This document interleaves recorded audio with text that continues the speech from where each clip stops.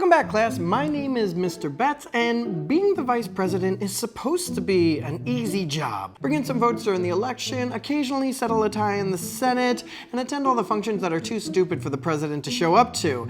And then, boom, the president is gone and it gets real. All of a sudden you go from being, oh yeah, that guy, to the most powerful person in the world, and it happens more than you think. 9 vice presidents have become presidents because of a president dying or resigning. You're actually twice as likely to go from VP to commander-in-chief through death than you are as being elected to it after your time as second fiddle. So who did it best, or at least who are my favorite? I took a look at the 9 vice presidents that suddenly became president, and these are my top 5. Number 5, John Tyler. I know, your first question is, who? Followed by, him? Tyler took over for William Henry Harrison, best known for 2 feats, shortest time in office at a month, and longest inaugural address, which many believe led to the pneumonia that killed him. Some say it was a result of the swampy, sewerless, excrement-filled condition of Washington back then. So much has changed. Back to Tyler. He wasn't a very good president. A stubborn, slave-owning aristocrat, he was expelled from his party and was actually voted to the Confederate Congress decades later.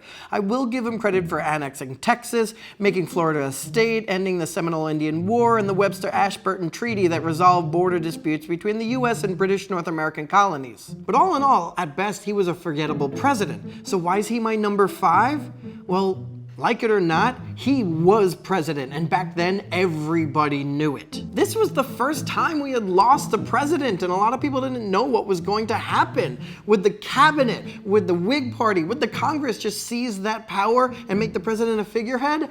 Nope. Tyler was president now. Plus, he vetoed the National Bank, and I like trolling Alexander Hamilton. Number 4, Chester A. Arthur. Arthur often gets forgotten, but I think he did a surprisingly great job. He was well versed in the political machine of New York, so when he became president, a lot of people thought, whoop, time to cash in. President Arthur gave them a resounding nope, signing the Pendleton Act that reformed civil service by banning kickbacks and establishing a meritocracy, or at least from that point on, as much as he could. He upgraded the Navy to steel ships, something that would come in handy as the Spanish-American War wasn't very far away. And yeah, he signed the Chinese Exclusion Act, but that's after initially vetoing it and getting the 20-year ban down to 10 years, which honestly didn't matter anyway. But what I like best about Arthur is his approach to the finances of the nation. Simply put, the nation had a lot of extra money.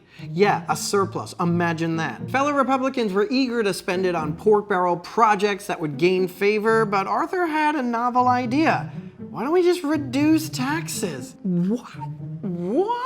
This isn't to say that he wasn't above a little treat yourself. Clothes. Treat yourself. Fragrances. Treat yourself. Massages. Treat yourself. Mimosas. Treat yourself. He did hire the designer from Tiffany & Company to give the White House a makeover, and he was said to have owned 80 pairs of pants, earning him the nickname the Dude President.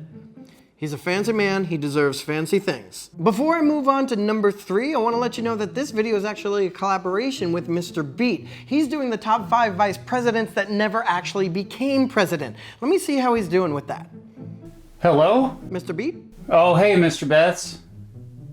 Oh, nothing much. I'm just trying to find my car keys. Well, is your video done yet?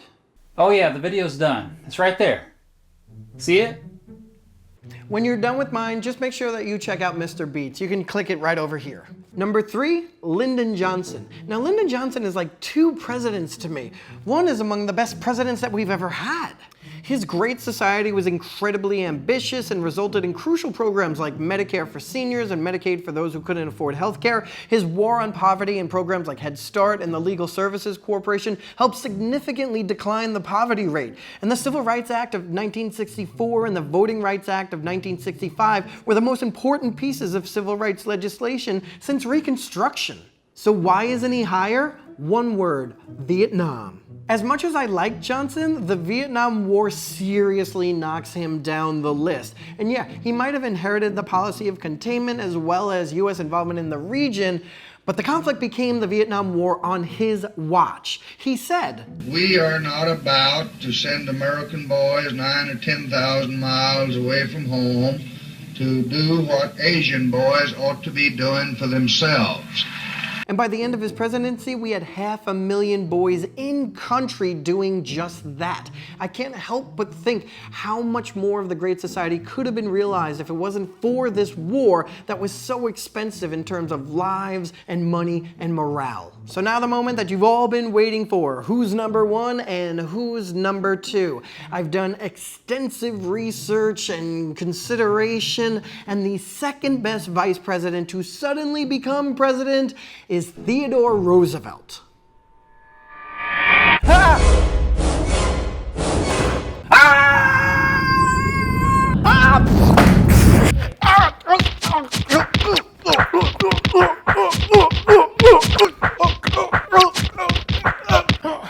Teddy, I'm sorry, you're not my top VP that suddenly became president.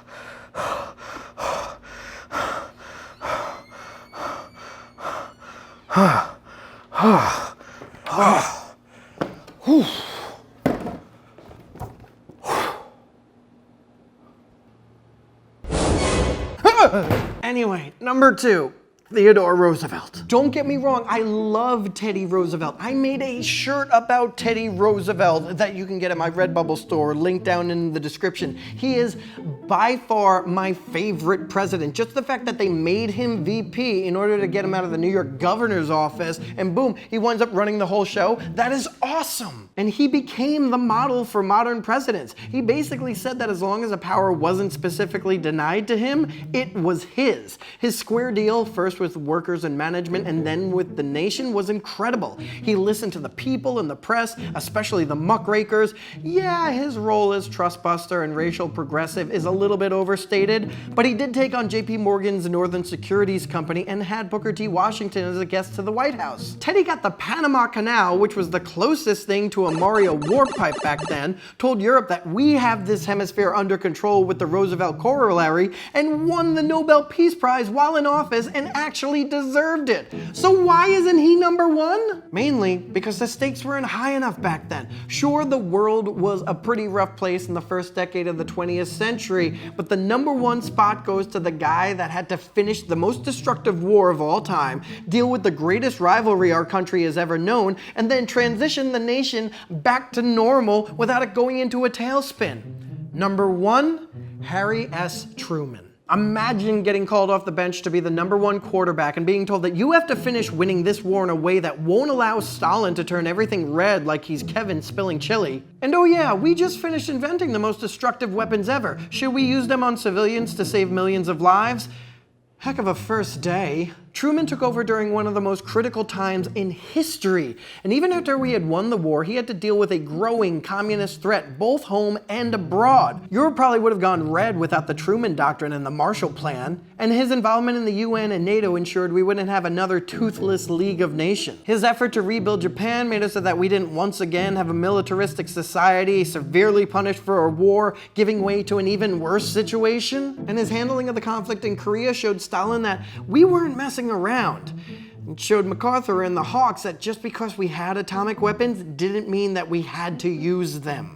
At home, he did veto Red Scare bills and spoke out against McCarthy, but there's only so much you can do with a panicked public. But you didn't have to worry about the American economy's transition from wartime to peacetime. Remember how we had World War I and then the Roaring Twenties and then the Great Depression? Well, Truman remembered, and he took measures to make sure that that didn't happen again, and he usually took a lot of heat for this. Honestly, Truman took a lot of hate because he was unafraid to make the unpopular but needed decisions. Was he going to take heat for desegregating the military and outlawing discrimination in civil service? Sure, but it was the right thing to do. He may not have been the president that America wanted at the time, but he was the president that America needed at the time. And for that, he's my number one. Plus, this picture is the best hate on the haters pick ever! So those are my picks for top 5 vice presidents that suddenly became presidents. What do you think? Would you have a different order? Would you have different picks? Let me know in the comments down below. Don't forget to check out Mr. Beat's top 5 vice presidents. You can click it over here and make sure you subscribe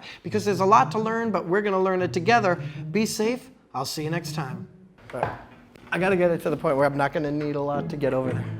Okay. Okay. 3, 2, 1. Ah!